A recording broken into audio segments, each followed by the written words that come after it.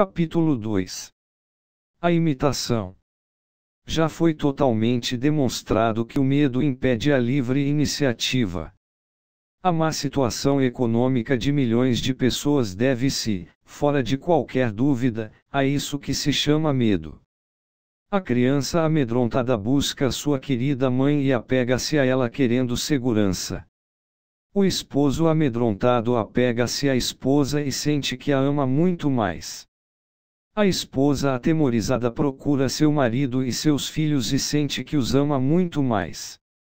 Do ponto de vista psicológico, resulta curioso e interessante saber que o temor costuma, às vezes, se disfarçar com a roupagem do amor. As pessoas que internamente têm poucos valores espirituais, as pessoas internamente pobres, sempre buscam fora algo para se completarem. As pessoas pobres internamente vivem sempre intrigando, sempre às voltas com tolices, intrigas, prazeres animais, etc.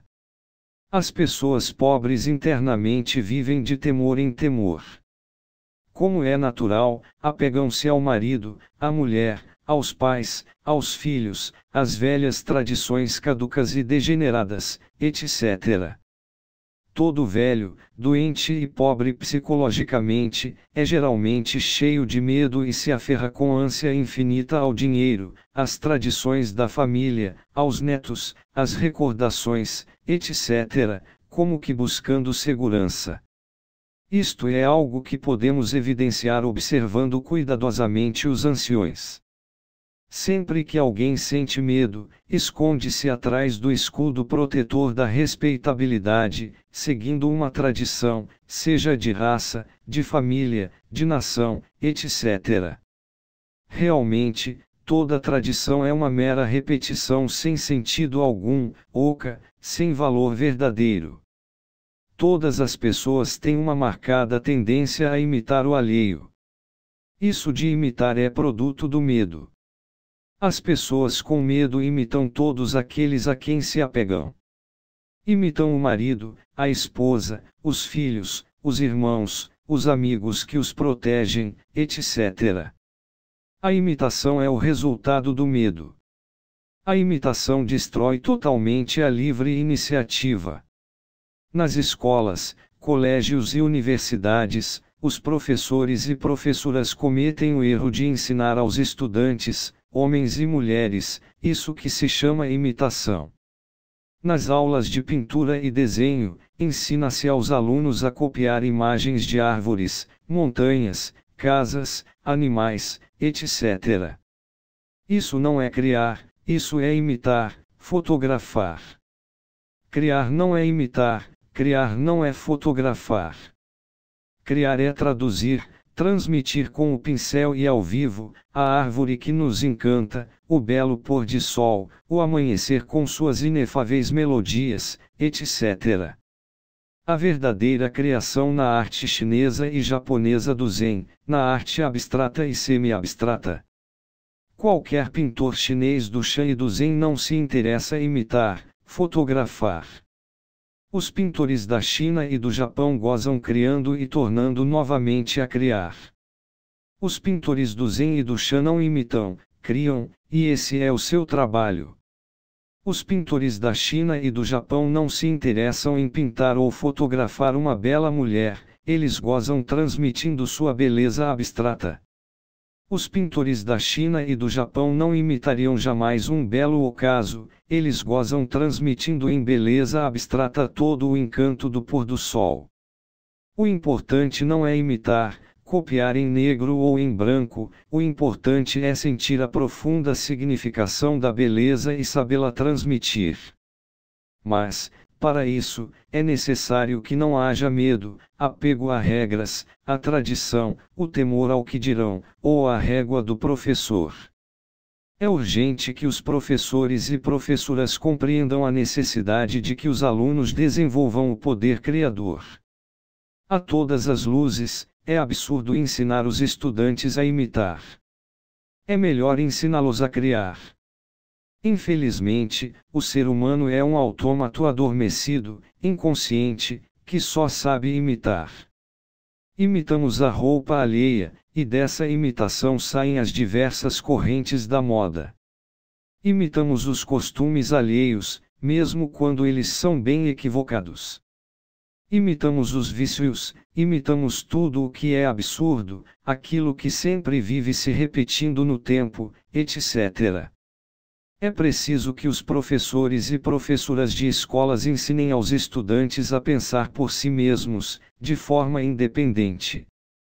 Os professores devem oferecer aos estudantes todas as possibilidades para que deixem de ser automatos imitadores. Os professores devem facilitar aos estudantes as melhores oportunidades para que eles desenvolvam o poder criador.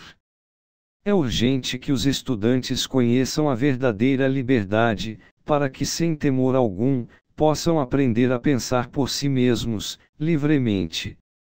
A mente que vive escrava do que dirão, a mente que imita por temor a violar as tradições, as regras, os costumes, etc., não é uma mente criadora, não é uma mente livre. A mente das pessoas é como uma casa fechada e selada com 7 selos. Uma casa onde nada de novo pode ocorrer.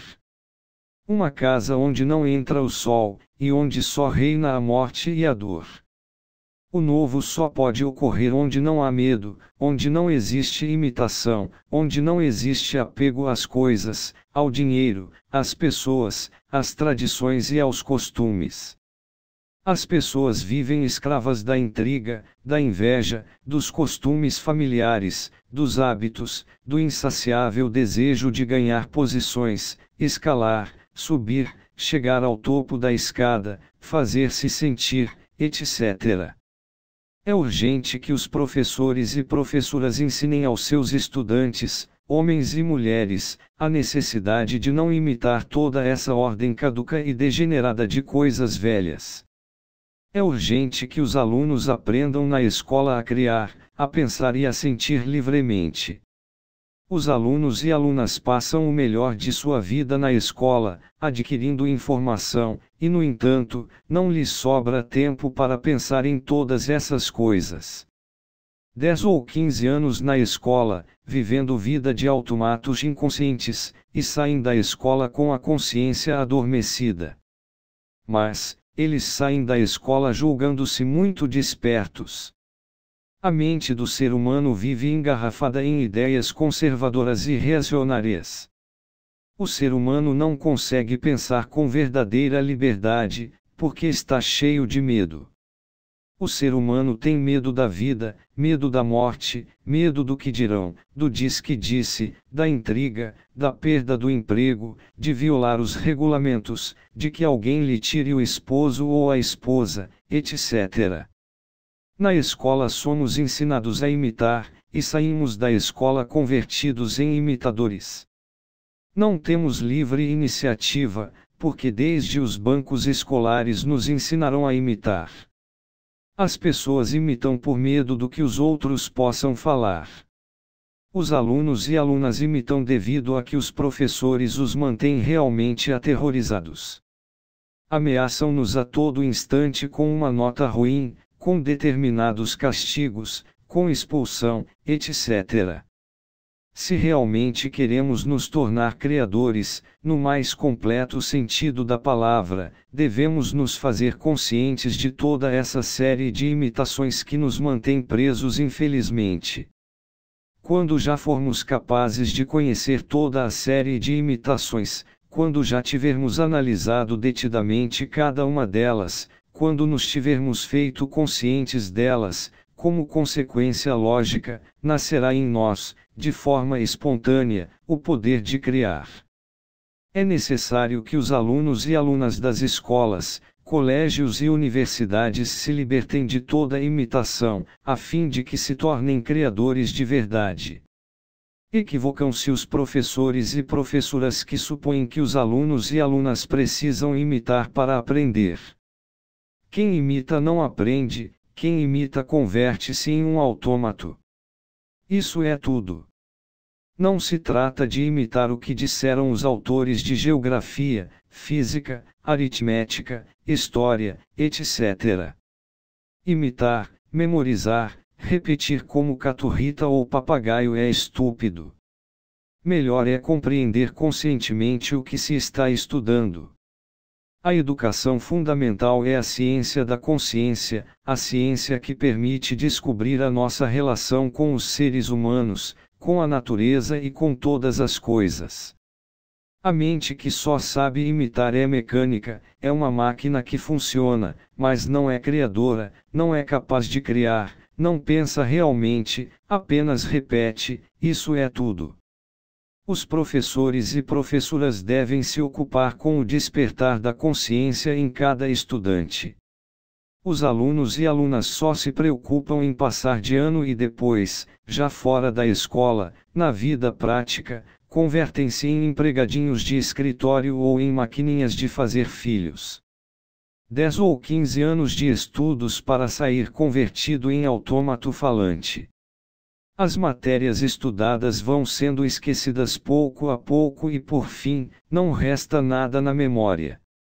Se os estudantes fizessem consciência das matérias estudadas, se seu estudo não se baseasse unicamente na informação, na imitação e na memória, outro galo cantaria.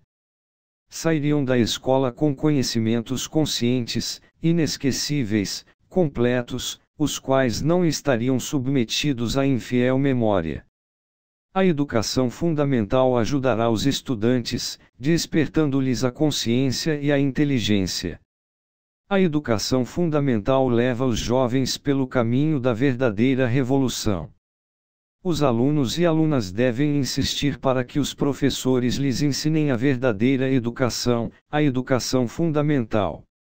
Não é suficiente que os alunos e alunas fiquem sentados nos bancos escolares para receber informação de algum rei ou de alguma guerra.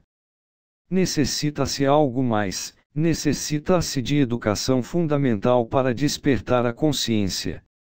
É urgente que os alunos saiam da escola maduros, conscientes de verdade, inteligentes, para que não se convertam em simples peças automáticas da maquinaria social.